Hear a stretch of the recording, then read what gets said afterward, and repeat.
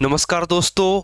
आज हम आप सभी के लिए लेके आए हैं एमपी पटवारी 2017 के जितने भी एग्जाम कंडक्ट हुए हैं उनकी स्टेप बाय स्टेप सीरीज की मैथ्स में किस टाइप के क्वेश्चन पूछे गए थे। क्योंकि जब हम अपना 2023 वाला एग्जाम देने वाले हैं तो हमको पहली तो ये चीज़ पता होना चाहिए कि पहले जो 2017 में एग्जाम कंडक्ट हुआ था उसका लेवल क्या है। ये बात तो बेशक है कि 6 सालों मतलब 2017 के बाद 2023 में जो एग्ज़ाम हो रहा है 6 सालों के में पैटर्न बहुत ज़्यादा चेंज हुआ है, लेकिन उसके बावजूद भी हमें ये तो जानने की ज़रूरत पहले से है कि पैटर्न किस टाइप का रहा था 2017 में, किस किस चैप्टर से क्या क्या वेटेज रहा था। इसीलिए आपको ये चैप्टर पढ़ना पड़ेगा, प्रीवियस ईयर की एक बार आपको अच्छे से समझ होना पड़ेगी, तब जाके आप 2023 का एग्जाम दोगे। आपने सारे चैप्टर अगर कवर कर लिए अच्छे से तो अब एक बार एमपी का एग्जाम, एमपी पटवारी का एग्जाम एनालिसिस आपको जरूर देखना है, ठीक है, ताकि आप एग्जाम में और अच्छा परफॉर्मेंस दे पाओ। ठीक है, तो मैं आशा करूंगा आपको ये वीडियो अच्छी लगेगी। बढ़ते हैं अपनी वीडियो की तरफ। देखिए, अगर आप नए हो तो जल्दी से चैनल को सब्सक्राइब कर लीजिए, क्योंकि ये सारी की सारी सीरीज होने वाली है हमारी, और जो एग्जाम होने वाला है हमारा 15 मार्च से, उससे पहले हम आपके लिए सभी के सभी एमपी पटवारी के मैथ्स के 2017 में जितने भी शिफ्ट कंडक्ट हुई थी 9 दिसंबर के बाद से लेकर, वो सभी के सभी शिफ्ट के सॉल्यूशन मैं आपको आज करवाने वाला हूँ इसी वीडियो में। ठीक है, तो आपको बने रहना है। और देखिए, ये अपना ऐप है और इस पर एमपी पटवारी की टेस्ट सीरीज डल चुकी है। अगर आपने अभी तक टेस्ट सीरीज नहीं दी है तो आप उस टेस्ट सीरीज को जल्दी से ज्वाइन कर लीजिए। रीजन ये है कि उसमें 15 से ज़्यादा तो केवल मॉक टेस्ट हैं जो रियल एग्जामिनेशन में आपको फील होंगे। ठीक है, 200 नंबर का क्वेश्चन पेपर जो आएगा वो सेम पैटर्न हमने आपको अवेलेबल करवा रखा है अपने ऐप पर।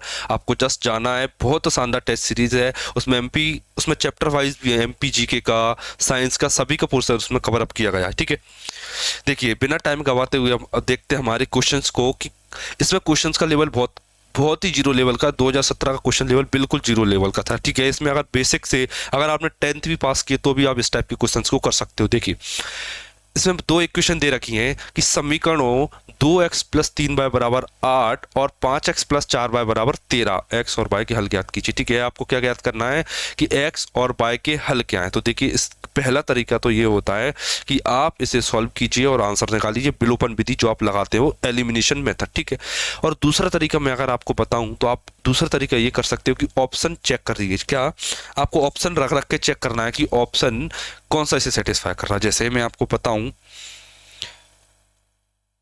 क्या करोगे आप इससे, जैसे मैं पहला ऑप्शन चेक करता हूँ, ठीक है, तो मैं इसमें वैल्यू पुट करके देखता हूँ। देखिए, एक्स की जगह 1 रखूंगा तो कितना हो जाएगा, 2 बन जाए 2, प्लस वाई की जगह 2, 2 3 जा 6, 6 और 2 कितना होता है 8। पहला वाला ऑप्शन इस वाली इक्वेशन को सेटिस्फाई कर रहा, समझना कि पहला वाला ऑप्शन इस वाली इक्वेशन को सेटिस्फाई करना है।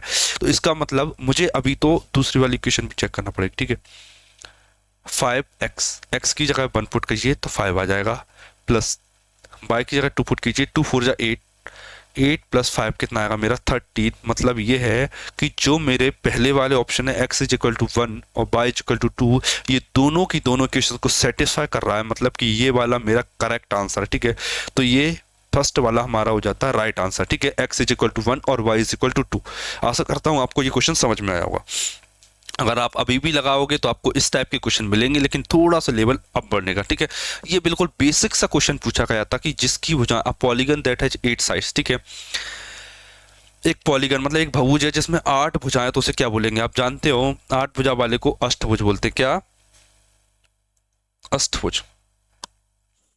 6 भुजा वाले को षटभुज। ठीक है, और 5 भुजा वाले को पंचभुज, और 10 भुज किसे बोलते हैं, जिसमें 10 भुजा होती है, और 8 भुजा वाले को अष्टभुज बोलते हैं। तो हमारा ऑप्शन ए बिल्कुल करेक्ट आंसर है। ठीक है, बिल्कुल बेसिक सा था, लेकिन पहले आते थे डायरेक्ट नाम पूछे, लेकिन अब जो क्वेश्चन आएंगे अब आएंगे आपको कैलकुलेशन बेस्ड कि उसका एक्सटीरियर एंगल इतना है तो बताइए उसमें कितनी साइड होंगी। ठीक है, थोड़ा सा लेवल बढ़ेगा। देखिए, सबसे छोटी संख्या ज्ञात कीजिए जिससे 1575 को गुणा किया जाना चाहिए। ठीक है, मतलब मुझे एक ऐसी नंबर पता करना जिसका मैं गुणा 1575 में करूं तो मेरे पास गुणनफल जो आएगा वो एक पूर्ण वर्ग संख्या होना चाहिए। ठीक है, पूर्ण वर्ग संख्या होने के लिए आप जानते हो कंडीशन क्या होती है कि जो भी नंबर होता है वो 2 बार अवेलेबल होना चाहिए। ठीक है, कोई भी नंबर हो वो 2 बार अगर अवेलेबल है तो वो पूर्ण वर्ग कहलाएगा। ठीक है, सिंपल सी डेफिनेशन मैंने आपको बता दी जो आपको हेल्पफुल होगी किसी लिए कि आप पहचान पाओ कि कोई संख्या पूर्ण वर्ग है कि नहीं, कि परफेक्ट स्क्वायर है कि नहीं। ठीक है, तो इसमें मैं देखता हूं, देखिए पहला तरीका बिल्कुल सिंपल है। आप नॉर्मल 1575 को लिखिए, उसके फैक्टर फाइंड कीजिए, 3 से काटते हुए, 2 3 जो भी कट रहा है उससे काटते हुए फैक्टर फाइंड कीजिए, हो जाएगा। ठीक है। दूसरा तरीका ये कहता है क्या, सबसे बड़ा नंबर पता कर लीजिए पहले। जैसे मैं इसे 15 से काट सकता हूँ, ठीक है। मुझे मेरे माइंड में एकदम आया कि 15 से ही कट जाएगा, ठीक है। तो मैंने लिखा 15, 15 से कट जाएगा, कितना आएगा, 15 एकम 15, 0, 15 तिया 75, ठीक है। कितना आ गया, 15 एकम 15, सॉरी 15 5 75, 5 आएगा ये, ठीक है। ये आ गया, ठीक है। इसे फर्दर मैं डिवाइड कर सकता हूँ, क्या लिख सकता हूँ, 15 गुणा, अब बताइए 105 को क्या लिख सकता हूँ, 15 सत्ता 105, क्या लिख सकते हैं, 15 सत्ता 105। अब आपको मैंने जो चीज बताई थी वो चीज आपको अब अप्लाई करना है, क्या कि जब भी कोई संख्या परफेक्ट स्क्वायर होती है तो इसका मतलब ये है कि वो 2 के जोड़े में अवेलेबल होगी। 2 के जोड़े मतलब 15 तो 2 के जोड़े में है, लेकिन 7 2 के जोड़े में नहीं है, इसीलिए मुझे इसमें मल्टीप्लाई करने का 7 का मल्टीप्लाई करना पड़ेगा, तो मेरा आंसर हो जाता है 7। ठीक है। आशा करता हूँ बहुत अच्छा ये क्वेश्चन आपको समझ में आया होगा। ठीक है। 7 का आप गुणा कर देंगे इसमें तो ये परफेक्ट स्क्वायर बन जाएगा और इसका अंडर रूट निकाला जा सकता है। दूसरा तरीका जो मैंने आपको बता रहा था वो था 1575, आपको ऐसे लिखना है, सेम काटते जाना है, 3 से काटोगे, 3 से 5 से जिस नंबर से कटता जाएगा और एंड में जो नंबर बचेगा अधूरा उसे उसका मल्टीप्लाई करके उसे पूर्ण वर्ग बना देंगे। ठीक है। तो मेरा मानना ये है कि अगर एग्जाम में आप टाइम बचाना चाहते हो तो आपको बेस्ट मेथड यही लगेगी और आपको इसी से करके आना है। ठीक, टाइप सेम रहेगा, अभी भी टाइप सेम रहेगा, बस थोड़ा कॉन्सेप्ट का लेवल इंक्रीज कर देगा। आपको ये क्वेश्चन दिख रहे हैं ना, उसी टाइप के क्वेश्चन आपको अभी भी देखने को मिलेंगे, लेकिन कॉन्सेप्ट का लेवल थोड़ा सा इंक्रीज कर दिया गया है, बस और कुछ नहीं किया गया है। ठीक है। यदि 80 75 को 2 अंकीय संख्याओं के गुणनफल के रूप में लिखा जाए तो इन संख्याओं का योगफल क्या होगा। ठीक है। अब मुझे क्या करना है, 80 75 को मुझे 2 संख्याओं के गुणनफल के रूप में लिखना है। ठीक है। तो आप उसे कैसे लिखोगे, ठीक है, आपको दो संख्याओं के 2 अंकीय संख्याओं के गुणनफल के रूप में लिखना है। 2 संख्याएं इंटू 2 संख्या, मल्टीप्लाई करने पर 80 75 आ जाना चाहिए। ठीक है। तो ऐसी संख्या क्या होंगी, तो मेन चीज क्या है, इसका फैक्टरी फाइंड करते हैं। सबसे पहले तो हम फैक्टर क्या, देखिए 80 75 कैसे कटता है, 15 से 3 से कट रहा है, ये 5 से भी कटेगा, नहीं 3 से नहीं कटेगा, ये 5 25 से काटेगा। ठीक है। 25 से काटता हूँ मैं से, 25 से काट रहा हूँ मैं। ठीक है। मतलब इसके फैक्टर निकाल रहा हूँ मैं। ठीक है। 25 तिया 75, 5 बचा, 25 दूनी 50, 25 दूनी 50 हो गया। ठीक है। और कितना बचा, 7, 25 तिया 75 आ गया, 323 आ गया। ठीक है। 25 आ गया और 323 आ गया, 25 से डिवाइड किया, 25 दूनी 25 से 75, 5 बचा, 25 दूनी 50, 7 बचा, 25 से 75 आ गया। अब आपको देखना होगा 323 किससे कटता। ठीक है। अब आप देखिए 3 से नहीं कटेगा, 7 से, 7 चौक 28, 28 और 4 8 से नहीं कटेगा, 11 से भी नहीं कटेगा, 12 13 से, 13 दूनी 26, 13 दूनी 26, 26 4 और तो 6, 13 से भी नहीं कटेगा, 17 दूनी 17 कम 17, 17 से कट जाएगा ये। ठीक है। इस नंबर को मैं 17 से काट सकता हूँ, कैसे कटेगा, 17 से काट सकते हैं इसे, क्या आएगा 323, क्या आएगा 17 एकम 17, कितना बचा अभी भी 17, कितना बचा 15, कितना बचा 15, 153 हो गया ये। ठीक है। और 17 नम्मा 153, 19 आ गया। मतलब कि इसे मैं क्या लिख सकता हूँ, 17 गुणा 15, क्या लिखा जा सकता है, 17 गुणा 15, सॉरी 1 मिनट, 17 गुणा 19 लिखा जाएगा। किसे क्या लिखा जाएगा, 17 गुणा 19, 9 7 3 5 15। ठीक है। अब आ गया मेरे पास क्या, 25 गुणा 17 गुणा 19। ठीक है। अब क्या, अब मुझे इसे तोड़ना है 2 संख्याओं में, क्या कि 2 संख्याएं इधर होना चाहिए, 2 संख्या इधर होना चाहिए, दोनों का मल्टीप्लाई करूं तो ये वाली वैल्यू आ जाए। अब देखिए मैं आपको तरीका बताता हूं, क्या देखिए 70 को आप फर्दर डिवाइड नहीं कर सकते, 17 एकम 17 प्राइम नंबर आ गया, 19 को आप आगे डिवाइड नहीं कर सकते तो ये भी प्राइम नंबर। मतलब देखिए, और मुझे क्या बनाना है, केवल 2 संख्या होना चाहिए और वो भी 2 अंक वाली। तो देखिए मैं इसमें से 5 निकाल लेता हूँ, क्या निकाल लेता हूँ, 5 निकाल लेता हूँ। 25 क्या है, 5 गुणा 5, मैं ऐसा करता हूँ, 1 5 का मल्टीप्लाई इसमें कर देता हूँ और 1 5 का मल्टीप्लाई इसमें करता हूँ, तो 17 पंजे 85 और 19 पंजा 95। अब देखिए 2 संख्याएं हैं 2 नंबर की, 2 संख्याएं हैं 2 नंबर की, ये पूछ रहा है। अब मैंने वो दो संख्या पता कर ली हैं जिनका गुणा करने पर 80 75 आएगा। अब इन्हें मुझे जोड़ देना। क्या पूछा उसने कि दोनों संख्याओं का योगफल ज्ञात कीजिए। योगफल मतलब 8 और 9 17 और 1 18 180 मेरा करेक्ट आंसर आ जाता है। दोनों को जोड़ना सिंपल क्वेश्चन है। थोड़ा कोशिश की मैंने आपको अच्छे से समझाने की कि कैसे आपको इसके फैक्टर करना है। देखिए दूसरा तरीका सेम होता है फैक्टर करने का, फैक्टर करते जाइए फिर पेयर बनाते जाइए, उस तरीके से भी आप कर सकते हो। लेकिन चूंकि ये एग्जाम टाइम चल रहा है, इसमें कोई मतलब नहीं है फालतू की मेथड सीखने से। अच्छा है अच्छे से अच्छे तरीके से आप इसे कर सको। ठीक, नेक्स्ट देखते हैं क्या कि 2 की पावर 10 का आधा। क्या बहुत मतलब रिपीटेड क्वेश्चन है ये, पिछले एग्जाम में तो बहुत ज्यादा चला था ये कि 2 की पावर 10 का आधा। 2 की पावर 10 का आधा ये बहुत चला था उस टाइम तो ये क्वेश्चन कि 2 की पावर 10 का आधा क्या आता है। लगता है कि 2 की घात 5 होगा, लेकिन मैं आपको बता दूं कि 2 की घात 10 का आधा मतलब 2 2 भाग 2। आधा का मतलब क्या होता है भाग 2। इसमें आप देखोगे तो पावर 1 होती है। ठीक है, अब 2 की पावर 10 माइनस ये ऊपर जाएगा तो माइनस का हो जाएगा 1, तो 2 की पावर 9 मेरा आंसर आ जाएगा। तो मेरा करेक्ट आंसर हो जाएगा 2 की पावर 9। ठीक है, आशा करता हूं आपको ये क्वेश्चन समझ में आया होगा। ठीक, देखिए नेक्स्ट क्वेश्चन क्या। If the diagonals of a rectangular is 65 centimeter and one side is 63, then what is the length of other side? एक आयत है, सबसे पहले तो एक आयत बना लेते हैं हम। ये हो गया मेरा आयत। ठीक है, ये आयत हो गया। इसे L मान लेता हूं, इसे B मान लेता हूं। ठीक है, इसका एक विकर्ण है, विकर्ण। एक आयत का विकर्ण है 65 है। ये कितना है 65 65। ठीक है, और क्या बोला गया है कि इसकी एक भुजा 63 है। इसकी एक भुजा 63 है, तो बताइए कि दूसरी भुजा क्या होगी। दूसरी भुजा x मान लिया मैंने, दूसरी भुजा मेरी क्या होगी x होगी। ठीक है, तो आपको क्या लगाना, पाइथागोरस थ्योरम लगाना पड़ेगी। X square plus x, Pythagoras theorem इसीलिए लगेगी क्योंकि ये 90 डिग्री का एंगल है और लंब आधार और कर्ण। ठीक है, एक्स स्क्वायर प्लस 63 का वर्ग बराबर में 65 का वर्ग। ठीक है, ये आ गया। और x square is equal to 65 का वर्ग माइनस 63 का वर्ग। ठीक है, इसमें मैं आपको 65 का वर्ग माइनस 63 का वर्ग देखिए डायरेक्ट बता देता हूँ। क्या क्या बता देता हूँ कि 65 का वर्ग ए स्क्वायर माइनस बी स्क्वायर लग रहा है, तो ए माइनस बी इंटू ए प्लस बी हो सकता है। ए माइनस बी कितना होगा 2, 65 माइनस 63, और दोनों को ऐड करोगे तो कितना आएगा 168, 128। ठीक है, 128 का गुणा करोगे तो 2 8 16 6 हासिल की 12 24 25 आ गया। 256 आ गया। कितना आ गया 256। ठीक, अब 256 आ गया तो x की वैल्यू कितनी आएगी, अंडर रूट ले लो 14, सॉरी 16। 196 का अंडर रूट कितना होता है, सॉरी 196 का अंडर रूट होता है 14 और 256 का अंडर रूट होता है 16।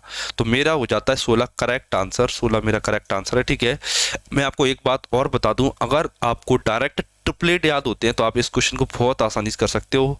और ट्रिपलेट होता है अपना 16 63 65। क्या 16 63 65 मेरा ट्रिपलेट है। अगर आपको डायरेक्ट याद है तो आप इस तरीके से भी कर सकते हो 16 63 65। अगर एक साइड 63 है तो दूसरी 16 होगी, अगर एक साइड 16 है तो दूसरी 63 होगी, और इसका कर्ण हमेशा फिक्स रहेगा 65। ठीक है, अगर ट्रिपलेट आपको याद करना है तो आप ट्रिपलेट भी याद कर सकते हो।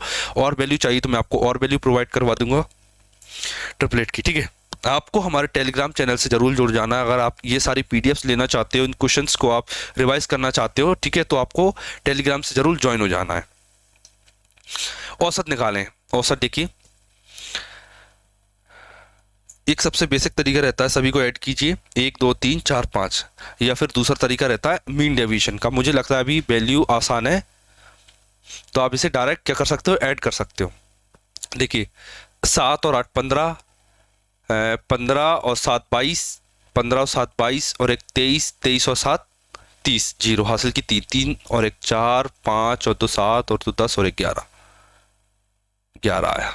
बट्टे में कितना 5 आएगा। एवरेज निकालना इसे 5 दूनी 10, 5 दूनी 10, मतलब मेरा एवरेज आ जाता है 22। लेकिन याद रखना इस टाइप के क्वेश्चन आपको बिल्कुल देखने को नहीं मिलेंगे अब की एग्जाम में कि 5 वैल्यू देख के एवरेज निकालने को पूछ रहा है। अगर पूछेगा भी तो 10 या 12 वैल्यू देगा।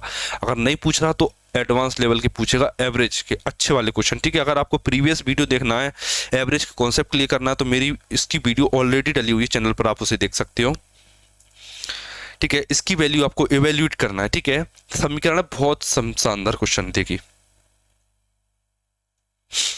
देखिए बिल्कुल सिंपल है।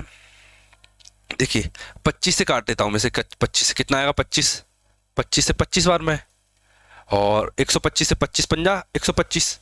देखिए अंडर रूट 25 कितना होता है, 5, और नीचे क्या बचा, अंडर रूट 5 अकेला बचा, बराबर में एक्स बटे में रूट 5। रूट 5 से रूट 5 कट गया तो आंसर मेरा आ गया 5। एक्स का मान कितना आ गया, 5। बिल्कुल सिंपल था, सिंप्लीफिकेशन का क्वेश्चन था और बिल्कुल सिंपल लेवल का था, इसमें कुछ भी नहीं था। ठीक है, देखिए नेक्स्ट क्वेश्चन देखिए। धनात्मक पूर्णांक एक्स और बाय, एक्स बाय और जेड है, एक्स गुणा बाय 14 है, बाय गुणा जेड 10 है, जेड गुणा बाय 35 को संतुष्ट करने वाले x plus by plus Z का मान ज्ञात कीजिए। इसमें थोड़ी टाइपिंग एरर है, हो सकता है थोड़ा मिस्टेक है, मुझे समझ नहीं आ रहा। ठीक है, इस क्वेश्चन को नेक्स्ट क्लास में देखते हैं अपने। थोड़ा सा टाइपिंग एरर है इस क्वेश्चन में। देखिए इस क्वेश्चन को करते हैं हम, बिल्कुल सिंपल क्वेश्चन था वो भी, अगर उसमें टाइपिंग थोड़ा मिस्टेक था। एक पति और पत्नी की औसत आयु 7 वर्ष पहले 27 वर्ष थी। ठीक है, क्या थी, 27 वर्ष थी। 7 वर्ष पहले उसकी एज कितनी, एवरेज एज कितनी थी, 27 साल थी, दोनों की, पति और पत्नी की। उनका विवाह हुआ, उसके बाद में पति पत्नी और उनके पुत्र की औसत आयु 24 साल है। ठीक है, अब उनकी औसत आयु 24 साल है। देखिए ये है प्रेजेंट, ये कहानी है आज से 7 साल पहले की, पी माइनस 7 साल पहले की बात है। ठीक है, एवरेज देखिए, दो लोगों का एवरेज अगर 27 है, क्या दो लोगों का एवरेज अगर 27 है, किसका किस दोनों का, क्या हस्बैंड और वाइफ, हस्बैंड और वाइफ का अगर एवरेज 27 है तो उनका सम कितना होगा, 27 दूनी 54। ठीक, 54। लेकिन वो बात चल रही है 7 साल पहले की। देखिए 7 साल पहले से प्रेजेंट में जाने के लिए पति की आयु 7 बढ़ेगी, पत्नी की भी आयु 7 बढ़ेगी, मतलब दोनों के सम में 14 की वृद्धि होगी। ठीक है, पति भी 4 साल पति भी 7 साल आगे जाएगा और पत्नी भी 7 साल आगे जाएगी, मतलब प्लस का 14 हो जाएगा, प्लस का 14 हो जाएगा, 54 प्लस 14 68 आ गया। मतलब प्रेजेंट में हस्बैंड और वाइफ का सम 68 है। अब क्या कह रहा है, जबकि पुत्र और इन तीनों को मिला ले तो 24 एवरेज बनता है, 24। तो इन दोनों को देखिए, अगर मैं हस्बैंड वाइफ और चिल्ड्रन तीनों की देखूंगा मैं एवरेज, तो क्या आएगा, 24 24 दिया 72। देखिए तीनों का सम 72 है और दोनों का सम 68 है। जो ये गैप आ रहा है 4 साल का, ये बच्चे की वजह से आ रहा है, क्योंकि अब बच्चा पैदा हो चुका है, तो 4 साल मेरा करेक्ट आंसर है। ठीक है, देखिए इस क्वेश्चन को करते हैं। ये है हमारा 5, 10, 15, 20, ये है हमारा एपी का क्वेश्चन, क्या, अरिथमेटिक प्रोग्रेशन। लेकिन अब अभी अगर आप देखोगे क्वेश्चन देखो तो बिल्कुल आपको इस टाइप का क्वेश्चन नहीं मिलेगा। अगर आपको देगा भी तो क्वेश्चन डायरेक्ट देगा कि 5th टर्म ये है, 7th टर्म ये है, तो 9th टर्म ज्ञात कीजिए। ठीक है, इस टाइप के क्वेश्चन अब आपको देखने को मिलेंगे। अब आपको इस टाइप के क्वेश्चन नहीं मिलेंगे देखने को। सिंपल इसमें जस्ट इसने सिंपल, बिल्कुल सिंपल वे में कह रखा है थी 15th टर्म बताइए, 15th टर्म 15वां पद। ठीक है, देखिए मैं आपको बता दूं, टी एन का फॉर्मूला, मतलब nth टर्म का फॉर्मूला होता है a plus N minus 1d, N minus 1d। मेरे से इस क्वेश्चन में पूछा गया कि 15वां पद क्या है, टर्म ऑफ 15 टर्म्स कौन सा है। देखिए ए फर्स्ट टर्म कौन सा है, 5। देखिए कितने की इंक्रीमेंट हुआ, +5। कितने का इंक्रीमेंट हुआ, +5।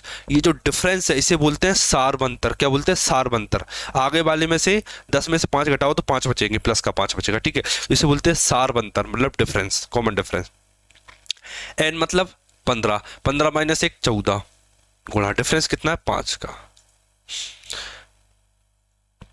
5 प्लस 14 पंजा 70, और 70 5 प्लस 75, 70 प्लस 5 मेरा आ जाएगा 75। मतलब कि इस श्रेणी का 15वां पद 75 है। तो ये हो जाता है मेरा करेक्ट आंसर। आशा करता हूँ आपको समझ में आया होगा, और फर्दर इन्फॉर्मेशन के लिए आप इस फॉर्मूला को याद कर लीजिए। कभी भी एग्जाम में बनता है तो आप इस फॉर्मूले को लगा के बड़े से बड़े क्वेश्चन को कर सकते हैं। और अगर आपको कोई पर्टिकुलर चैप्टर अच्छे से समझना है तो आप कमेंट कर दीजिए, उसकी सेपरेट वीडियो मैं आपको बना के दे दूंगा अपने यूट्यूब चैनल पर। ठीक है, अब देखिए कुणाल और गणेश की वर्तमान आयु के बीच 3:5 का अनुपात है। यदि अब से 4 वर्षों के बाद कुणाल गणेश से 4 वर्ष छोटा है तो कुणाल की वर्तमान आयु क्या। ठीक है, देखिए ये है प्रेजेंट, अब से 4 वर्ष बाद, अब से 4 वर्ष बाद क्या हो रहा है? अब से 4 वर्ष बाद पहले किसकी? कुणाल और गणेश। ये कुणाल है और ये गणेश है। इन दोनों की आयु 3:5 थी, ठीक है। आज से 4 साल, 4 वर्ष बाद, आज से 4 वर्ष बाद दोनों का डिफरेंस कितना है? 12 साल, ठीक है। अब आपको एक बात देखना पड़ेगी क्या, कि जो भी डिफरेंस रहता है, ठीक है, आज से 4 वर्ष बाद इतना डिफरेंस था, आज से 4 वर्ष बाद इतना डिफरेंस था, तो आपको एक बात समझना पड़ेगी क्या, 1 मिनट, 2 4 4 3 12 4 5 20, कुणाल की वर्तमान आयु क्या है? कुणाल और गणेश की वर्तमान आयु के बीच में 3:5 है। यदि अब से 4 वर्ष बाद कुणाल गणेश से 12 वर्ष छोटा है, अब से वर्तमान आयु का अनुपात ये है, ठीक है। देखिए आज मान लीजिए आज मेरे से आप 2 साल बड़े हो, मतलब आज आप मेरे से 2 साल छोटे हो, ठीक है। आप, मैं 22 का हूं और आप 20 के हो, ठीक है। आप 20 के, मैं 22 का, 2 साल का गैप। अगर आज से 10 साल बाद देखेंगे, आज से 10 साल बाद, ठीक है, तो आप 30 के हो जाओगे और मैं 32 का हो जाऊंगा। तो इसका मतलब ये है कि अपनी जो एज रहती है उसका डिफरेंस हमेशा कॉमन रहेगा, मतलब क्योंकि आप बड़े होगे तो मैं भी बड़ा होऊंगा, मतलब कि उनका जो डिफरेंस है वो 4 साल बाद देखो, 4 साल पहले रखो, वो हमेशा सेम रहेगा, उनका डिफरेंस कभी भी चेंज नहीं होगा, ठीक है। तो इन दोनों का डिफरेंस कितना है? 2। और उसने बोला है कि जो डिफरेंस है ना वो मेरा इक्वल है 12 साल के, 12 साल की, ठीक है। तो 1 यूनिट की वैल्यू कितनी आएगी? 2 यूनिट की वैल्यू 12 साल, तो 1 यूनिट की वैल्यू 6 यूनिट। और मुझसे पूछा है कि कुणाल की वर्तमान आयु क्या? कुणाल की आयु है 3 यूनिट, तो 3 यूनिट की अगर आप वैल्यू देखिएगा तो 3 18 ईयर्स, मतलब कि कुणाल की जो एज है वो है 18 साल, 18 साल। आशा करता हूँ आपको ये क्वेश्चन समझ में आया होगा, ठीक है। कुणाल 18 साल का। देखिए नेक्स्ट क्वेश्चन देखिए, उस टाइम जो एग्जाम चल रहे थे तो सबसे ज्यादा रिपीटेड टाइप का क्वेश्चन बना था ये वाला। बहुत शानदार क्वेश्चन है। क्या? एक संख्या को जब 361 से विभाजित किया जाता है तो शेषफल 47 प्राप्त होता है। यदि उसी संख्या को 19 से विभाजित किया जाता है तो प्राप्त शेषफल क्या होगा? सबसे रिपीटेड क्वेश्चन मानना, इसे रिपीटेड बार बार पूछता है इस बारे में। देखिए जब एक संख्या को 361 से विभाजित करते हैं, किससे? 361 से, तो 47 शेषफल प्राप्त होता है। क्या प्राप्त होता है? 47 शेषफल। देखिए अगर मैं 19 से भाग करूं, 19 से भाग दो तो कितना शेषफल बचेगा? देखिए आपको क्या करना है, 19 का भाग, आपको 19 का भाग देना है डायरेक्ट कितने, किसमें? 47 में। शेषफल कितना बच रहा है? 47, तो आपको डायरेक्ट 19 का भाग 47 में देना है। रिमाइंडर कितना आएगा बताइए? रिमाइंडर शेषफल कितना आएगा? 19 दूनी 38, 47 में से 38 कटाई तो 9 बचेगा, मतलब कि शेषफल 9 आएगा। तो आंसर मेरा करेक्ट हो जाएगा 9, मतलब कि जो शेषफल बचता है अपन उसी में भाग दे देते हैं, तो जो मेरा करेक्ट आंसर आएगा वही मेरा रियल आंसर होगा 9, ठीक। नेक्स्ट देखते हैं क्या, समान त्रिज्या और ऊंचाई वाले शंकु और बेलन के आयतनों के बीच का अनुपात क्या है? अच्छा क्वेश्चन है, इसमें बिल्कुल सिंपल लैंग्वेज यूज की है। देखिए वॉल्यूम का रेशो क्या है, ठीक है। एक मेरे से पूछा गया शंकु मतलब कौन और बेलन मतलब सिलेंडर और कौन, दोनों का रेशो मेरे से पूछा गया। किसका रेशो पूछा गया? वॉल्यूम का, मतलब आयतन का। कौन का आयतन क्या होता है? 1/3 पाई आर स्क्वायर एच। सिलेंडर का आयतन क्या होता है? पाई आर स्क्वायर एच। देखिए रेडियस सेम है, हाइट सेम है, तो ये वाली वैल्यू इससे कट जाएगी, यहाँ ऊपर बचेगा 1, ये 3 उधर चला जाएगा, तो आंसर आ जाएगा मेरा 1:3। ये हो जाता है मेरा करेक्ट आंसर, ठीक है। नेक्स्ट क्वेश्चन देखिए, नेक्स्ट क्वेश्चन आपको देखना है क्या, इसे सॉल्व करना है आपको, ठीक है। तो क्या करोगे आप? 27 बटे में 3 की घात 27 क्या होता है? इसे सॉल्व करना है। देखिए आप 27 क्या होता है? 3 की घात 3, 3 3 होती 27, 3 की घात 3 बटे में 3 की घात 4 माई गुणा 3 की घात माइनस का 5/3 इंटू में 3 की घात कितना है? ये कितना है? 3 की घात -7। देखिए अगर यहाँ 3 लिखा हुआ है तो इसका मतलब है कि बटे में 3 है, गुणा 3 की घात 4, ठीक है। इस देखिए 3 की घात 4 से 3 की घात 4 कैंसिल हो जाएगा, ये कैंसिल हो गया, ठीक है। अब ये बचा, इन सबको ऐड कर दीजिए क्योंकि आप जानते हैं गुणा में घाटे ऐड होती है। 3 - का 5/3 - का 7/3, ठीक है, इसको पार्ट को सॉल्व कर लेते हैं। 3 माइनस 5/3 कितना आएगा? 3 3 9, 9 में से 5 गया तो 4/3 कितना आ गया? 4/3। अब इसमें से आप 7/3 माइनस कर लीजिए, कितना आएगा? 4 में 7 गया तो माइनस का 3/3, 3 से 3 के कैंसिल हो गया तो माइनस का 1 आएगा, माइनस का 1, मतलब 3 की पावर -1, मतलब कि 1/3। ये मेरा आंसर हो जाता करेक्ट। कितना? 1/3 मेरा आंसर हो जाता करेक्ट। नेक्स्ट क्वेश्चन देखिए अब क्या, which one of the following number is divisible by 3। ठीक है, मैं आशा करता हूँ आपको वीडियो बहुत शानदार पसंद आ रही होगी और आपको जल्दी से लाइक कर देना और चैनल को सब्सक्राइब कर देना, क्योंकि अभी तो पूरी सीरीज चलना बाकी है इसकी। ठीक है, which one of the following number is divisible by 3। ठीक है, 3 की डिविजिबिलिटी और 9 की डिविजिबिलिटी इस बात से चेक की जाती है कि वो जो नंबर ऐड किया वो 3 से डिविजिबल हो रहा है क्या। अगर 9 की चेक करना है तो 9 से डिविजिबल हो रहा है क्या, 3 से चेक करना है तो 3 की डिविजिबिलिटी चेक करने के लिए आपको नंबर को ऐड करना है और चेक कीजिए कि उसमें 3 का भाग जा रहा है कि नहीं। देखिए करके बताता हूँ आपको, सबको ऐड कीजिए। 6 और 2 8 और 4 12, 12 मतलब 3, 3 में भाग जाएगा 3 का जाएगा, तो ये नंबर 3 से डिविजिबल है। मेरा पहला ही आंसर आ गया जो 3 से डिविजिबल है, तो मैं दूसरा चेक नहीं करूंगा, यही मेरा करेक्ट आंसर हो जाता है। ठीक है, आशा करता हूँ आपको सारी क्लास समझ में आई होगी। देखिए इसमें ऐसा था कि अगर ये 3 से डिविजिबल हो गया, ये हो ही नहीं सकते, केवल एक ही नंबर डिविजिबल होगा, तो यही मेरा करेक्ट आंसर हो जाता है। ठीक है, आशा करूंगा कि आपको ये अच्छी लगी होगी वीडियो। अगर चैनल पर नए हो तो जल्दी से सब्सक्राइब कर लीजिए। मिलते हैं अपनी नेक्स्ट वीडियो में सेम कॉन्सेप्ट के साथ में और करते हैं सारे क्वेश्चन को सॉल्व।